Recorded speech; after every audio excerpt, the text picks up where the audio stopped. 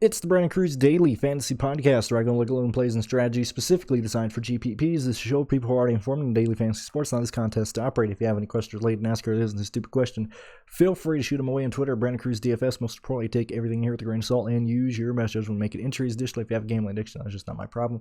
Check your sense of feeling at the door. We're talking about the Truck Series at Bristol Dirt. I already recorded the Cup Series video, very similar. Remarks can be made in this one here is in effect if I don't know what the heck's going to happen. I'm not going to make the same points and the same arguments that I made in the Cup Series video. I would suggest you watch that. If you haven't watched that, watch the Cup Series video first. Watch the main video I made on Monday about the Bristol track. Like, I have nothing more I can add. The Truck Series race I can probably talk about a bit more because it is a little more interesting. We've seen that people focus primarily on track history this year, not knowing anything. People are scared to project who's going to lead last. People are scared to predict who's going to have the fastest car off the trailer, and a lot of people are looking at track history. I think a lot of DFS players, and if you're a smart DFS player, I don't think you'll necessarily do this, but I think a lot of people who maybe aren't paying as much attention, or maybe I'm giving people too much credit here. So I think a lot of people are going to focus on the Eldora track history and completely different type of race, completely different type of clay or racing surface on that track, and there's absolutely nothing I can take away from Eldora. Absolutely nothing to take away from Eldora that I can use in this truck race. So with that said, I think people are going to be looking at track history a ton. As Larry Mack said, he hit that wall a ton. Chase Briscoe, 7th, 1st, and 3rd, probably going to be popular. That's why I got him very chalky. Stuart Friesen, 1st, 3rd, and 2nd, very chalky. Kyle Larson's in this race, going to draw ownership regardless. And you can play whoever the heck you want. Probably in finger. I need to probably fix that.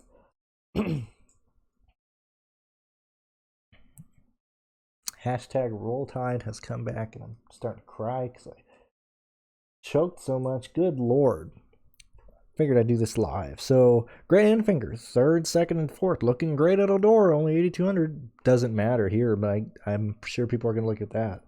Those are probably the main guys that I would imagine we see ownership to. We got 44 cars. Going to be some go or go homers, so I expect people to race really stupid in the heats. I think that's just how it's going to be. I think we're going to see a lot more chaos in the heat races for the Truck Series, and so that's why it's important to watch the heats, understand how people are racing each other, understand what that track is going to be like a little bit. I don't know if NASCAR is going to do any track work before the Truck Series. I don't think they are, in a sense of, bringing the tractors out and moving the dirt. Maybe they might water it, but I don't know what they're going to do exactly. The only thing that I really want to talk about for the Truck Series here is I do think we see equipment failures for these smaller teams. I guess I should have mentioned this in the Cup Series, but they are letting the Cup Series teams reinforce parts of the car, kind of beef up the suspension to avoid the issues that I brought up on Monday of having suspension failures and things of that nature. And for the Cup Series, that's fine. I think they're probably going to allow the same for the Truck Series. I don't know because nobody really says anything. But with that said, I think the smaller teams really struggle in bringing a car that can handle this race and this rough race and get into the wall this hard and entering the corners. It's putting so much load on the right front.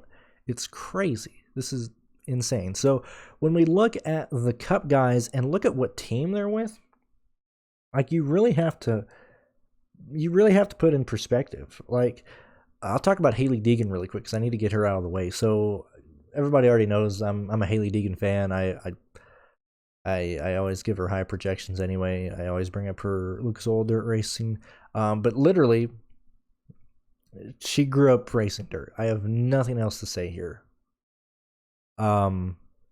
If anything, because she has just started her asphalt career, she might have the highest experience on dirt because that's literally all she knows, and she's familiar with how these trucks drive. Getting back up here, looking at the teams that we're looking at, so let's look at Daniel Suarez here. So Daniel Suarez in a Young Motorsports car, okay.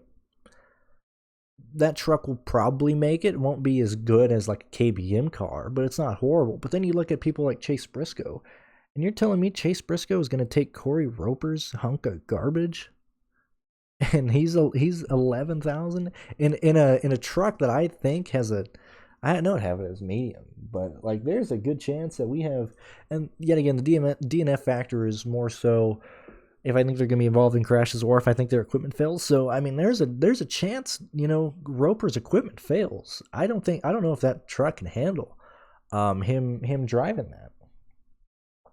Let's see. I don't know why I'm looking over there. I have it here. Yeah. Bubba Wallace is in Spencer Davis's truck. I mean, that you can't argue. You can't tell me that's sketchy. About the only guy that I would trust in the car that they're driving would be Ryan Newman, because he's gone out of his way to work with the guy that he's worked with at the Eldora races back in the day when he was provided a really good truck there and when he ran well. And that's about the only time I would look at Eldora, is just how did their equipment work? Did their truck fall apart? Did they have equipment failures? How did the truck react to being in the wall, getting into wrecks? That's really the only way I'm looking at the truck series at Eldora. Live show, like I said, going to be right after the heats, probably around 5:30 Eastern, I think. Maybe 5:40. We'll figure it out. It'll be during the Cup Series heat, so just record those, or if you want to watch that instead, I don't blame you. But that's probably when I'm going to be able to give my best, projections or guys that I like here. We're going to have Go homers. Mike Marlar, I think he's in better equipment than he was last time he ran Eldora, and even with that, we saw Mike, and I've been here before to where, at Eldora, I went in playing a lot of the dirt ringers. I'm like, oh, a lot of these dirt ringers are going to do well, and really Mike was about the only guy who did well, man. He drove up to fourth in the 2019 Eldora race, and why am I looking at his track history at Eldora and not other people? Well, this is really Mike's only race in these trucks. It's not necessarily dirt. It's just I wanted to see how he performed in the trucks themselves. How did he familiarize himself? How did he run in the race? So seeing Mike run fourth in an equipment that I think was actually not as good as the Timmy Hill truck, I'm perfectly fine with that. He's also the one that they had to take Marathon Fuel off because Sunoco got really pissed at him for that. But I mean, that's really the only track history I'm going to look at. I mean, I don't know what everybody wants to say. I've had a lot of questions on Twitter be like, I can't wait for your truck series video. I can't wait to your Cup Series video. Well, my only answer is, I'm sorry, you're going to have to wait for the live show and the live show for the Cup and trucks, because I can't make projections right now. Yet again, if you haven't listened to the Cup Series, same argument can be made. Track is going to change so much in practice.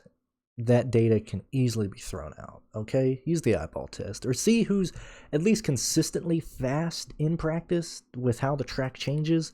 But if you see a 15-lap average, if you see a 10-lap average, if you see averaged laps or total laps ran, it doesn't matter. The only thing I'd actually look at in terms of laps is to see if you care enough to do it. See how long the runs are that they run. So say if somebody runs 80 laps in practice, but they went out in 5-lap increments and kept going down pit road, or 5-lap, groups. And then you have another guy who ran 60 laps, but he did 2 runs of 30. I would actually take the guy who ran 2 rounds of 30 because he at least, stayed out to see what the truck did, versus the guy who may have a faster overall time in 80 laps, but he didn't stay out. He didn't really see how the track changed. He didn't experience what the truck was doing. So, I mean, that's really it. I'm not going to come up here and lie to you guys saying I know who's going to win or who's going to do well right now, because we don't know. I'm going to be making lineups really chasing place differential. If I think it's going to end up a lot in a sense of plate race, not necessarily, a big one taking people out, but a lot of instance, and trucks slowly dropping out of the race, you need the starting grid. And that's going to be Saturday evening, So come check out the live show. Come listen to me and Pierce talk about this type of stuff, because right now we're all just You know, we're all just here twiddling our thumbs. I do not envy the guys with the bigger sites. I mean, that would suck. I'd hate writing articles for this week. I'd hate it. Absolutely hate it. So I don't, man, thank God I don't write articles. I hate writing articles anyway, but this would be horrible. But yeah, that's really about it. Thank you guys for watching, and I'll see you on the live show Saturday, 5:30, 5:40 Eastern, 5:45. You know, just I'll keep you updated on Twitter. Don't worry about that. We'll see you guys then, and thank you guys for watching. I do appreciate it.